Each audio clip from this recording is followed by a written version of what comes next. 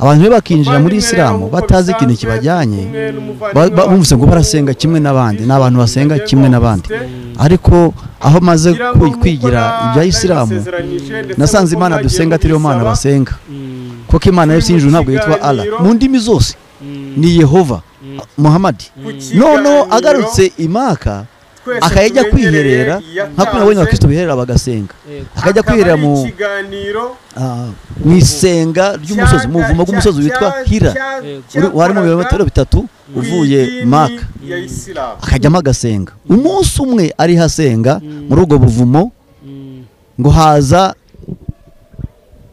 ngo marayika Jibril bone ko babivuga ariko turi burebe neza ko atari na marayika ubyitegereje uko yamuziye nta yindi ntwa yigize zira muri buriya buryo warazamusanga muri ubwo buvumo amutera kumwegara muniga abiri furo byinshi cyane ati ngo amwereke ibyanze ku gitambaro cy'umweru byanze muri Qur'an 9:6-8 ngo aramubwira ngo soma tisinzi gusoma ati soma ti ntabyo nzi aramurujwibura ngo abiri furo byinshi cyane noneho nyuma avuye aho hantu ataha mu rugo ngo ahinda umushitsi afite ubwoba bwinshi cyane n'igitengo cyinshi cyane aragenda ajya mu nzu ariyorosa umugore nibwo aretse biti ati mfite ubwoba ko nakinishijwe n'amashitani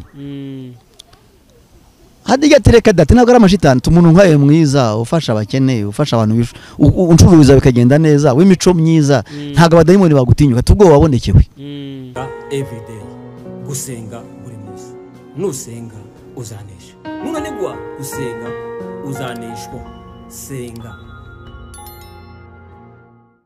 ya gusenga everyday nizere kuri amahoro tukwakiriye kuri channel ya gusenga everyday ushobora kuba bwa mbere ugeze kuri channel ya gusenga everyday tukubwira ngo kande subscribe ukore share ukore comment kuko mubona kuri kamera gusenga everyday turi kumwe n'umukozi w'Imana ariko twakiriye abantu bari mu Rwanda mu Burundi mu biyaga bigari mwumva ikirundi n'ikinyarwanda n'ikinyamurenge twakira abantu muri Amerika tubabwira ngo Imana ibaho umugisha twakira abantu muri Aziya tubabwira ngo Imana ibaho umugisha twakira abantu muri Australia tubabwira ngo Imana ibaho umugisha twakira abantu muri Aziya tubabwira ngo Imana ibaho umugisha guhitamo gusenga everyday kuko muri kamera gusenga everyday turi kumwe n'umutumigwa kandi subwa mbere aza kuri channel gusenga ariko hashize iminsi ariko yatangira yibwira abantu muri bande nitwa Rutagengwa Augustine ni bishop w'itorero rya Harvest International Pentecostal Church mu Rwanda. Urakoze bishop turagushimiye ko wemeye ubutumire bwacu. Murakoze cyane. Yego twari twakiriye watangira usenga Imana. Mana yacu Mana nziza Mana igira neza turagushimiye kuri uyu mugoroba tugushimiye kujya neza kwawe tugushimiye kano kandi tugiye kuganira kino kiganiro ubane natwe mwuka wawe wera bari dufasha kuba dutangiye kunaturangiza tubone kujya neza kwawe abariho duteze amatwi bose aho va bakagira mu isi yose mwami kore ku mitima yabo kandi ikiganiro cyacu kibikingira kamaro mu buzima bwabo turagushimiye mu izina rya Yesu Kristo mwami n'umucunguzi wacu amen. Tukaba tunakwakiriye tuguhaye agatutu kagusenga everyday utubwira ikintu waduteguriye kiri ku mutima Imana guse ku mutima. Ibyo kuganira biba ari byinshi kuko z'Imana ariko umunsi najya tuganire ku myizerere ya Isilamu kugira ngo abantu bayimenye kuko harapfa no kujyamo batazi ibyo bagiyemo. Ngo nagira ngo tuganire ku imyizerere ya Isilamu. Yego. Kaze turakwakiriye. Hari abantu benshi batajya bamenya imyizerere ya Isilamu ndetse n'abakristo bakajya bagenda muri Isilamu bakaba abasilamu bumva ko hari idini nk'izindi bagiyemo nabo bagasenga akava mu Kristo akajya mu Isilamu ati hose no gusenga Imana ariko abantu bamenya ngo iyo Mana boro basenga ngo ni Imana ki ubundi turabizi ko Imana ari isi n'ijuru mu gihe burayo bayise Yahweh cyangwa Yehova mu Cyongereza bakoresha izina Lord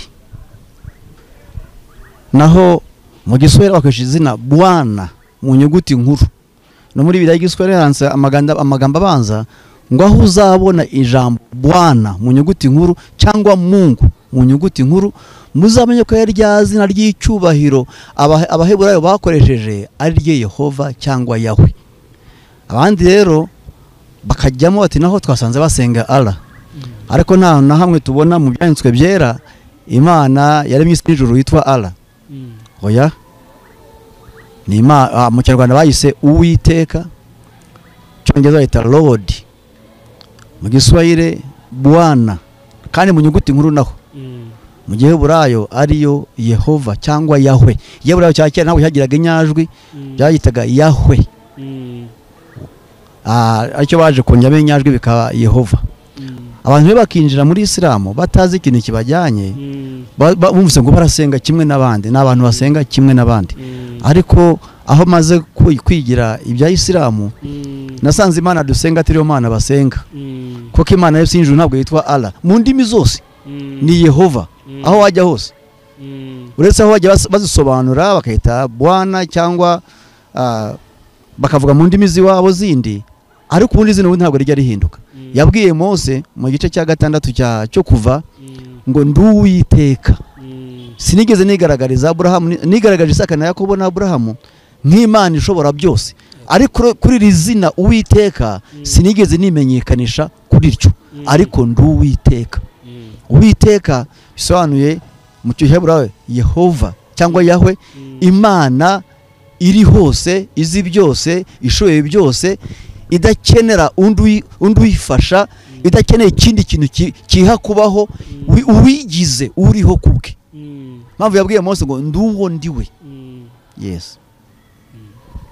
Imyizera y'Islamu rero tuzigiye yatangiriye muri 622 niho tubona yatangiye ku mugaragaro, batangiye kuvuga itangiye. Niyo ababara imyaka ya Islamu babara guhera muri 622 ubwo Muhammad yimukaga iva Maka ijya Madina.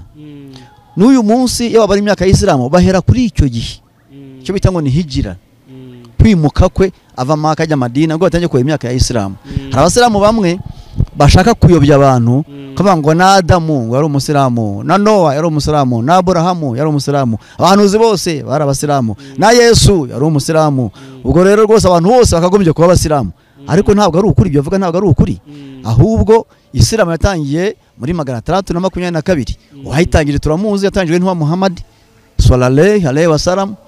We yavutse muri 570 nyuma ya Yesu, aza gutangira kubona amabonekerwa muri 610 nyuma ya Yesu, aza gutangiza idini ku mugaragaro muri 622, ari byo tangiriro rya Islamu.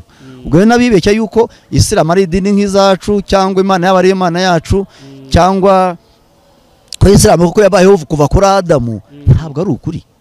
Ko igihe cya Adamu nta Islamu yari iriho, kugera ku gihe cya Maraki isezerano cyo rirangira nta Islamu yari iriho, n'igihe cya Yesu nta Islamu yari iriho. Yaje gutangira muri 622. N'ubu yo bari imyaka yabo naho bahera bayibara. Hari hashize ibinyejana nka 6 rwose nka 6. Ibyo rero rwose ni ikinyoma cyambaye ubusa. Ntabwo Islamu yatangiye kuri Adamu ngo abantu bose ngo n'abasilamu. Ibyo ntabwo ari ukuri. Islamu yatangiye mu bintu by'amabonekerwa.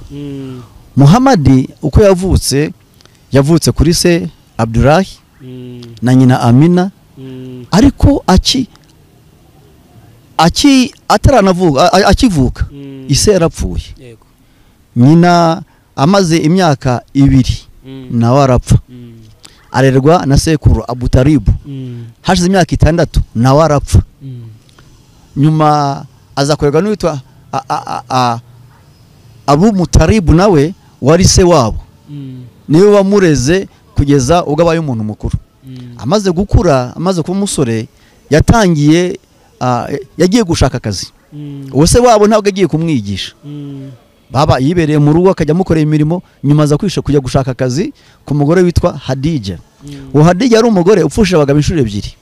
Noneho amuha akazi, bakabona biragenda neza, aritonda arabikora neza.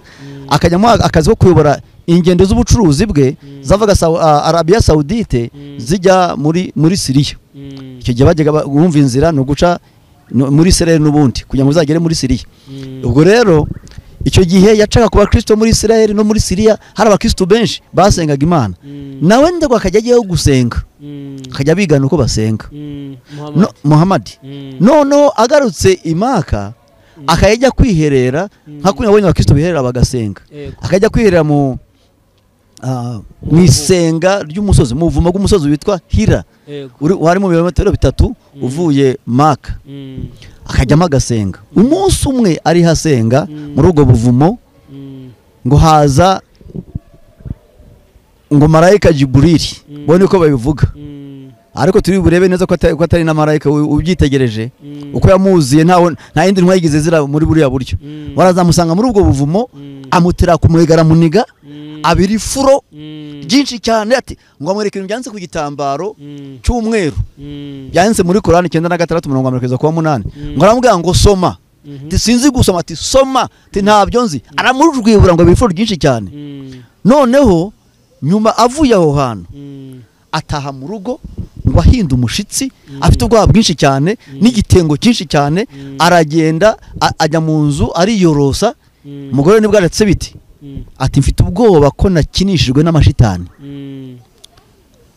hadiga tereka dati ntabwo ari amashitani tumuntu nkaye mwiza ufasha abakeneye ufasha abantu uncuruza bikagenda neza w'imico myiza ntabwo abadayimoni bagutinyuka tubwo wabonekewe bajya kubaza wari nyirarume wa Hadija witwa Waraka bamubaje ati byamumaye atereka dati yabonekeye ubwo yabaye umuhanuzi atubwo yabaye umuhanuzi niko nabandi babagendekera kuva uwo munsi yatangiye kugenda abwiriza abantu ibyibonekerwa bye nuko yabonekewe na marayika Jiburili ariko iyo usomye muri Korani y'Ikinyarwanda surati Bakara ni igice cya 2 cya Korani surati Bakara yego Bakara ubundi bisobanuye inka mu cyarabu ubwo ni igice cyitiriwe inka surati Bakara 97 ho ntabwo bavuga ko ari marayika amubonekeye Jiburili ubwo handitse ngo vuga uti uwaba ari umwanzi wa Jiburili mu by'ukuri we yayimanuriye ku mutima wawe ku burenganzira bwa Allah ihamya ibyayibanjirije inayobora ikaba n'inkuru ishimishije kubemera umwanzi wa Jiburili haravuga ngo wari umwanzi wa Jiburili niwe wamanuye Korani ku mutima wa Muhammad urumva rero sinzi ko Imana yari misi n'ijuru igira abamarayika abanzi babo kuko Jiburili niwe Gabriel muri rwumvikana ntago rero yaba umwanzi w'Imana kandi ari intumwa y'Imana ubundi jambo marayika sobanuye intumwa messengers ni intumwa ntabwo rero Imana yahangana na messenger bayo arizo ntumwa zayo oya ngo wari umwanzi ahubwo wa Jiburili niwe wayimanuriye ku mutima wa Muhammad y'Korani dusoma ubwo rero icyo nshaka kuvuga hano hantu uburyo yabonekewe nuko atangiye gushaka ayo umuyoboke wa mbere yari umugore we Hadija atangiye gushaka n'abandi bayoboke ba Ali Abubakari n'abandi batangiye kugenda babwiriza ibya Islam ku Imana yamubonekeye atangiye kuvuga ko Imana ari imwe ubundi abarabu basengaga Imana zirenga 360 icyo gihe ajya kubonekerwa bazisengera kuri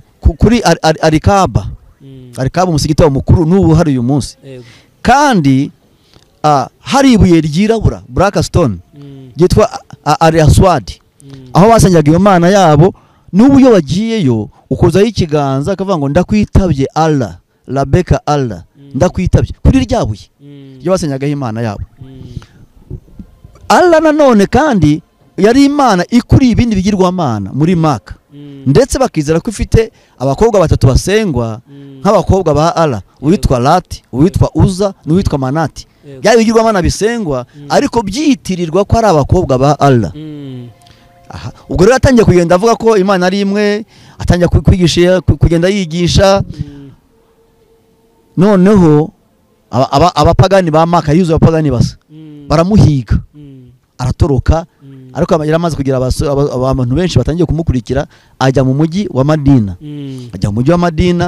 ageze muri amajya Madina noneho yasanze hari ibintu by'intonganya barwana buri gihe ngo arabahuza agenda bagira inama arabahuza none abantu umutegetsi wabo ariko mbere yaho yabanje kujya n'ubuzima bubi cyane muri uwo mujyi kuko hari ahantu hahashyitse nk'umuntu ugeze ahantu hakiri hashya noneho ubuzima bukomeye batangira icyo bise ngo ni jihad intambara ntagatifu ntagatifu bajya bavuga yatangiye ari y'ubwambuzi bajya gufata abantu b'imisafara bava zasira no bindi bice biza muri Maka bakabambura bikabatunga kandi noneho wumva ikindi Imana yabo Allah ikababwira ngo ibyo bazaka abo bantu mu mihanda watakava vitekangawira ibyo bazafata nk'iminyago 1/5 bazagiye ara n'intumwa yayo.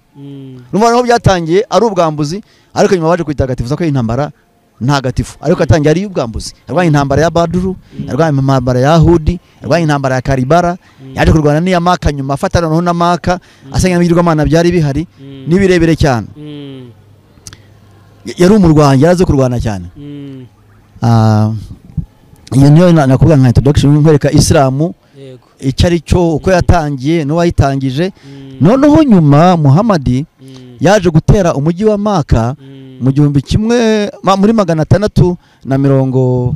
631 aribwo yafataga Maka asanyagura ibirwamana byaho byose asiga ryabuye ryirabura gusa n'ibindi by'ibitare biri hirya byitwa Safa na Marwa n'ubu birahari. Ubwo rero rwose muri ncamake nuko Islam yatangiye n'uwayitangije nuko yatangiye nuko yaje guhunga akajya Madina n'uyu nyuma akaza gufata Maka noneho akasenya ibirwamana byaho agatangira kuhayobora ariko nyuma y'umwaka umwe yaje gupfa kuko yapfuye muri 632 amaze gufata Maka.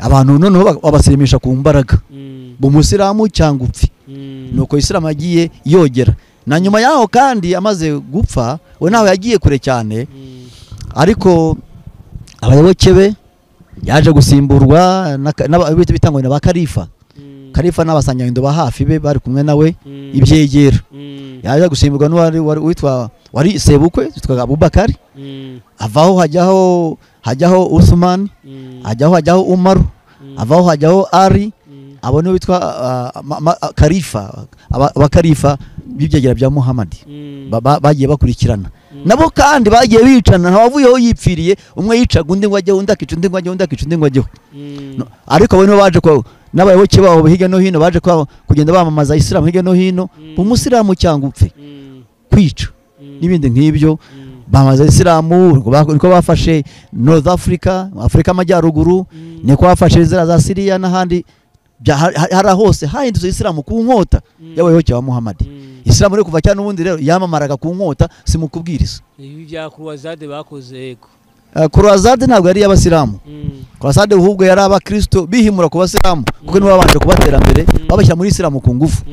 Nabo ndumva yara Croisade ya mbere ndumva yarawe na Papa Leo n'atari Urban bajya kwihimura ngo bagarure Yerusalemu yatwawe n'abasilamu. Barwanye nyinshi bamwe batera abandi banesha ikindi yandi babanesha barwanira gufata Yerusalemu nayo. Ndumva rero introduction abangohaye nona ncamake ya Islam. Yego bakoze se no kuvuga ngo ubuyoberere bwabo kuvuga ngo Allah ntabwo ari Imana.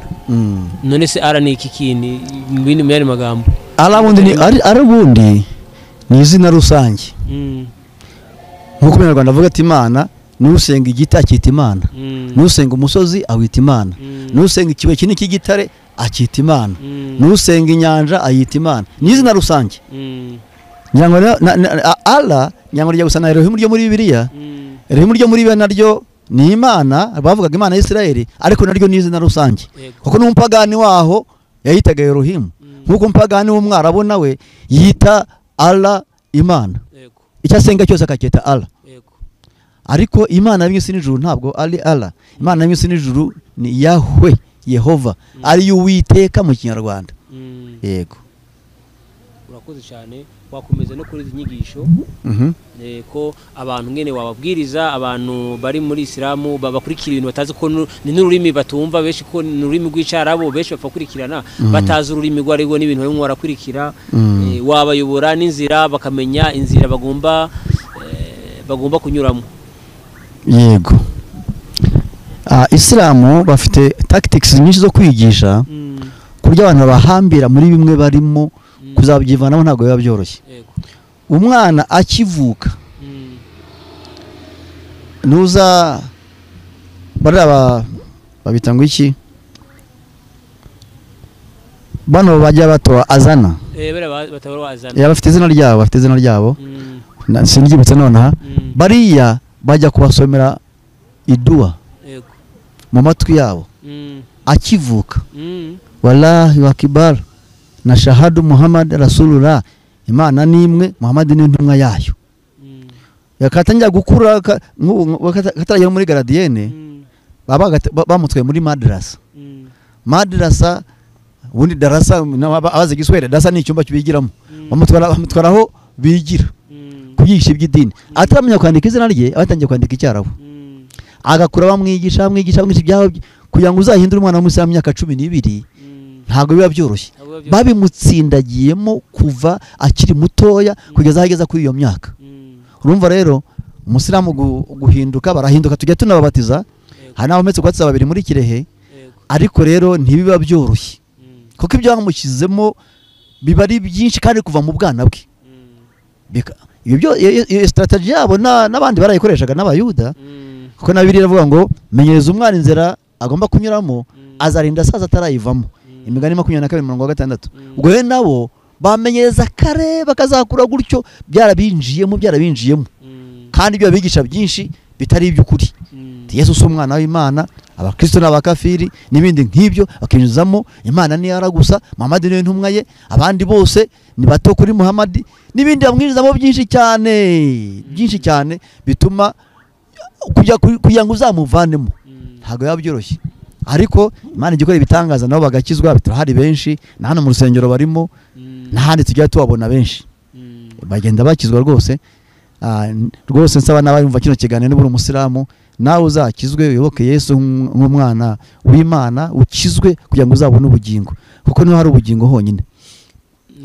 Ubundi muri Islamu icyaha kinini si ugusambana cyangwa kwica, si ukusenya inzu y'umuntu cyangwa kuyitwika, ni ukutemera Allah.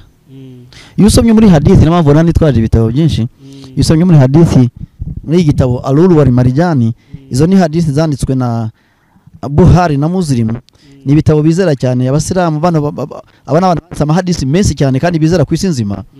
Hadithi ya 60, hadithi ya 60, ndakazanye guhe hadithi ya 60. Ubazuna nayisome no mu Cyarabu, none nayisome no mu Kinyarwanda.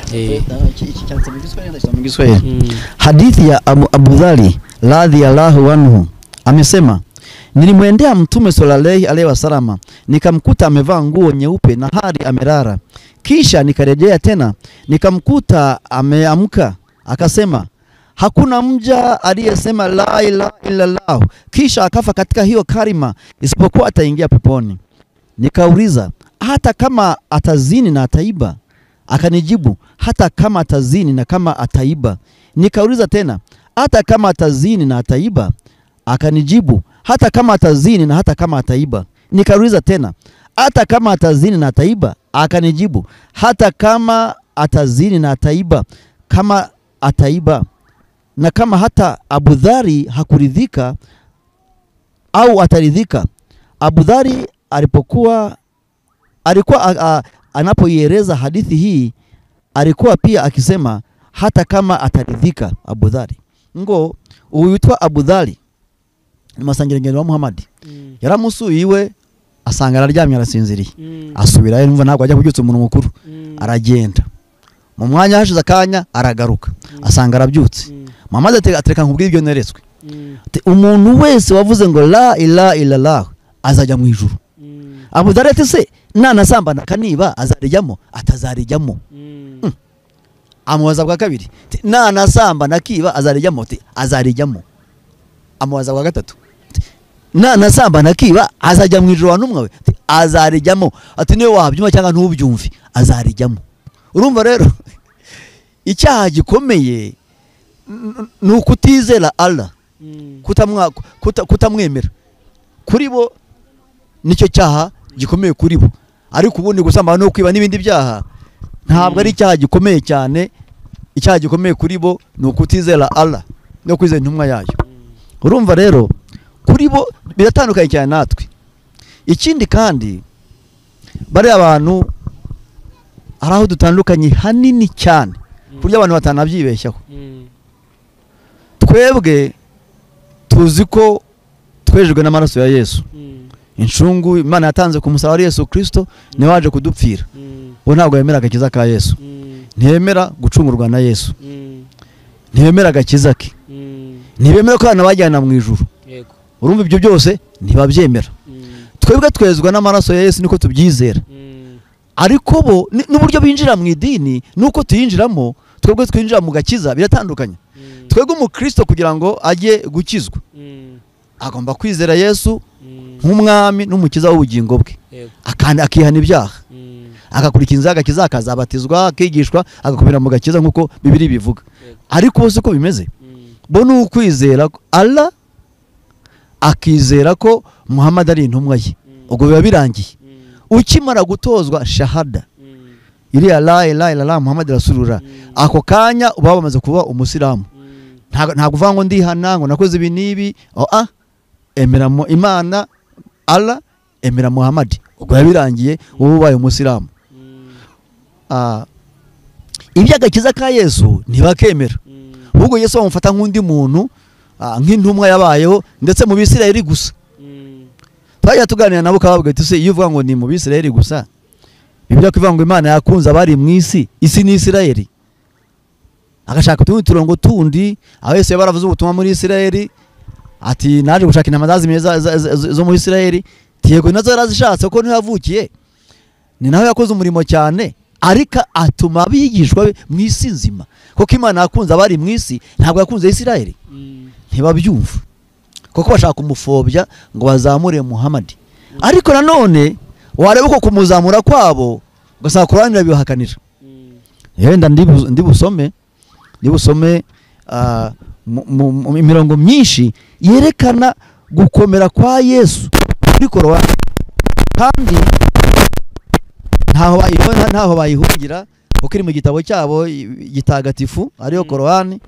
Reka noneho turebe noneho Korowani ivuga gute uyu Yesu, ivuga ati turebe muri iyi gitabo. Iki ni igitabo nanditse naragicapye, hano cyari kiki muri manuscript, ariko naracyanditse ndibibaza ko kizafasha benshi. Njyana nagikoresha mu ishuri rya Bibiliya.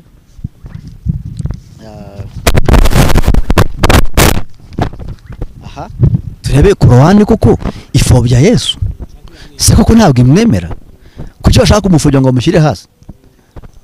Uzi ko izina Muhammad ririmo gatatu, ariko izina Yesu ririmo inshuro 23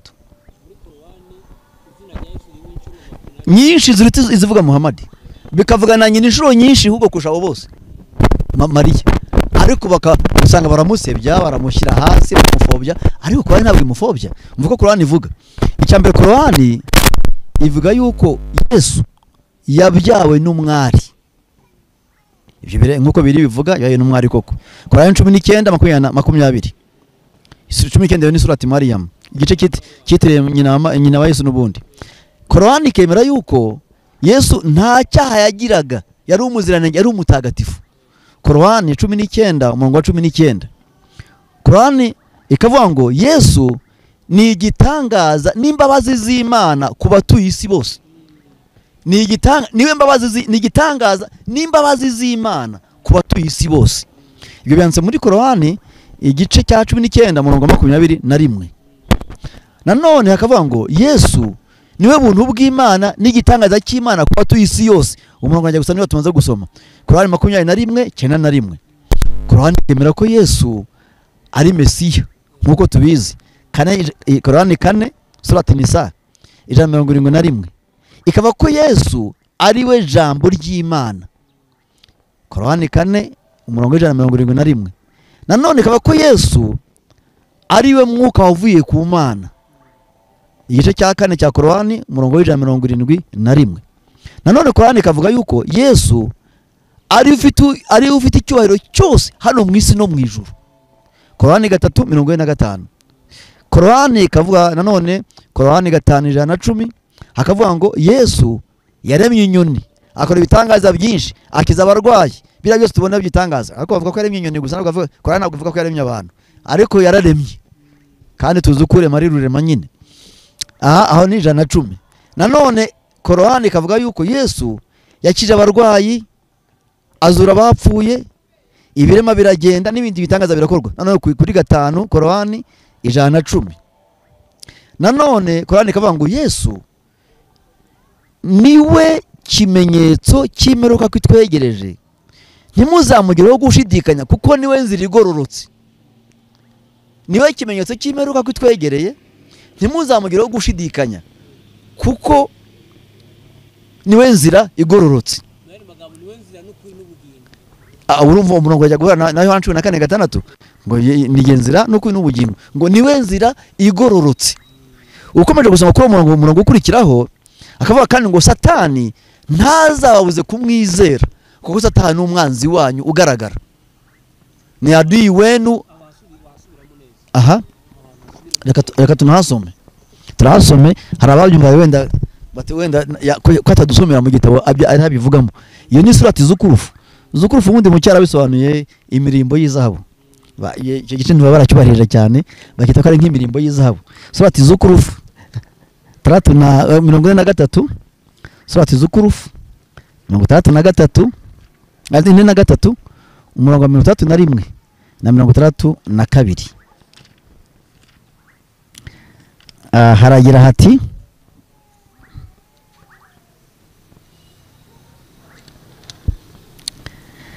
na kwa kweli ye Nabii Isa ni alama ya kiyama kwa kinaanza kutukaribia, msimfanyie shaka na nifuateni, hii ndiyo njia iliyonyoka. Ngo nukuri wo Isa wo Yesu niwe nzira igororotse, niwe kimenyetso cy'imperuka kwitwegereye, kandi nawe nzira igororotse, nimumugireho gushidikanya kuko niwe nzira igororotse. 32 wala asikuzuieni shetani, bila shaka kwenu yeye ni adui aliye dhahiri, kandi Satani ntazakubuze kumukurikira kuko Satani niwe mwanzi wanyu uri kumugaragaro ugaragara, ni adui aliye dhahiri utihishe, ni adui utihishiriye, ni umwanzi utihishiriye ugaragara. Urumva rero Korani ivuga neza cyane Yesu Kristo, nubwo bamwe mu Bayisilamu batajya bamwemera bakamufobya kumuti usanzwe. Ye birambona ari nko gufobya kumwe bavuga ngo no gufobya no kumufobya. Reka nene ntararangiza ngo nuko neshatse gusoma muri amurongo, nene ntarangiza gusoma Yesu muri Korani kugira ngo abantu bose bamumenye. Ikindi Korani ivuga yuko abayobotse Yesu nibo bazabanza kwinjira mu ijuru mbere, kandi bazaba ari benshi cyane. Abayobotse Muhammad bose bazaza nyuma kandi bazaba ari bake cyane. Muri Korani 5:6 umurongo wa 11 kugeza kuri 14 umma wa mwanzo wa Yesu Kristo ngo niwe uzabanza mu ijuru, umma wa Muhammad zo kuza nyuma kandi ngo ari bake cyane. Imbarwa nabo sinzi ko bazahagera kuko batizeye Yesu, kandi twe twizera yuko abizeye Yesu anako kujya mu ijuru ari ukwizera Yesu nk'umwami n'umucunguzi w'ubugingo bwawe. Ikindi kandi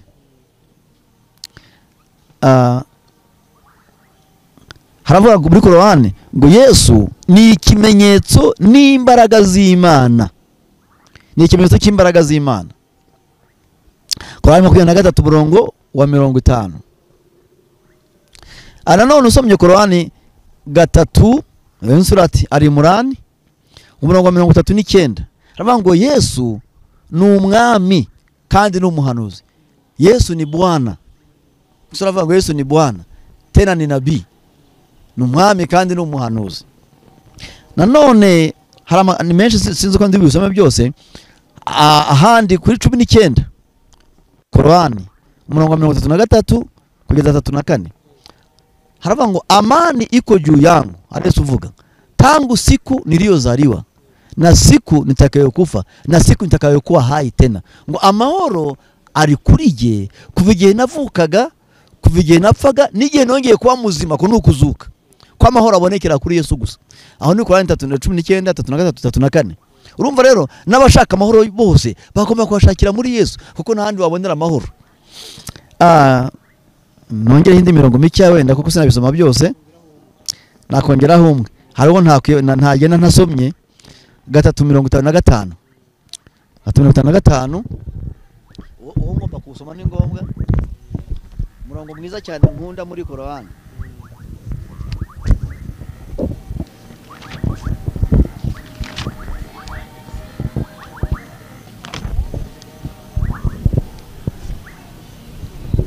Then Mwenyezi Mungu aliposema Isa, mimi nitakutimizia muda wako wa kuishi, hawatakuwa hao maadui, na nitakuleta kwangu, na nitakutakasa na wale waliokufuru.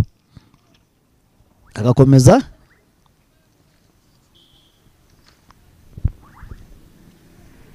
na nitaweka wale waliokufuata juu ya wale waliokufuru mpaka siku ya kiyama. Kisha marejeo yenu yatakuwa kwangu, ni kuhukumuni kati ya yale mlioitirafiana. Haravuga ngo ni mwibuke ubwo Imana yabwiraga Yesu, ngo nukuri nzakugenera igihe cyawe cyo kubaho, nitakutimizia muda wako wa kuishi, kisha nikulete kwangu. Muri Qur'ani y'abashiyaho hano ansanga nitakufisha, uzapfa nyuma nkuza ni wanje. Ho hemera urupfu rwa Yesu kuri umurongo muri Qur'ani y'abashiya. Kandi ngo nkuza ni wanje, ngo kandi nzashyira hejuru cyane abakwizeye, mbarutisha abandi baguhakanye kugeza ku munsi w'imperuka.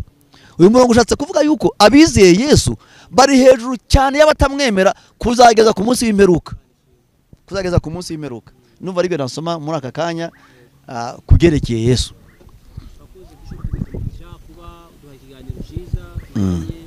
N'imyizerere y'Abayisilamu n'ubuyobe bwinshi, Imana igumugisha. Iki ni igice cya mbere, tuzakomezaho igice cya kabiri.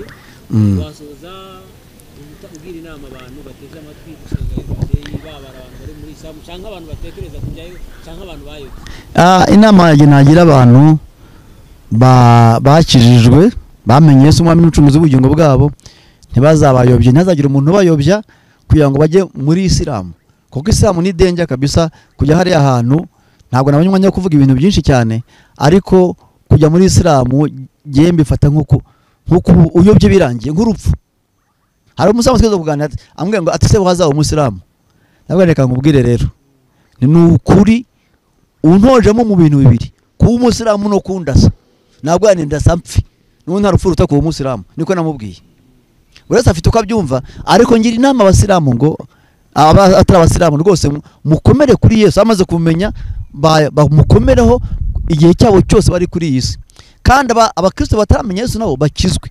Abasilamu nabo kandi muze kuri Yesu, niwe nzira n'ukuri n'ubugingo, ntawe uzakanagira mu ijuru adaciye kuri Yesu. Kandi ikindi nababwira, Bibiliya ivuga mu gitabo cy'ibyakozwe n'intumwa igice cya 4 ku murongo wa 12 ngo nta rindi zina abari mu isi bahaye gukirizwamo uretse izina rya Yesu. Ubwo rero abakurikira ibindi bitari Yesu bafite ibibazo byinshi cyane, nta juru bakwinjiramo. Ubwo rero rwose ndangiza ababwira ngo abataramenya Yesu muze kwa Yesu, abamumenye mukomereze aho mugeze, ntazagira ubasubiza inyuma. Numva ari ibyo nabagira inama.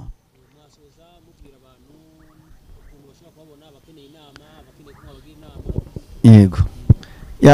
Nababwira amazina yanjye n'Urutagengwa Augustine, ntuye Kibagabaga hafi ya Radio Maria. Telefoni zanjye ni 07 82 49 14 karindwi. Ndasubiramo 07 88 49 14 karindwi. Gusenga everyday, gusenga buri munsi. Nusenga uzanesha, nunanigwa gusenga uzaneshwa. Senga.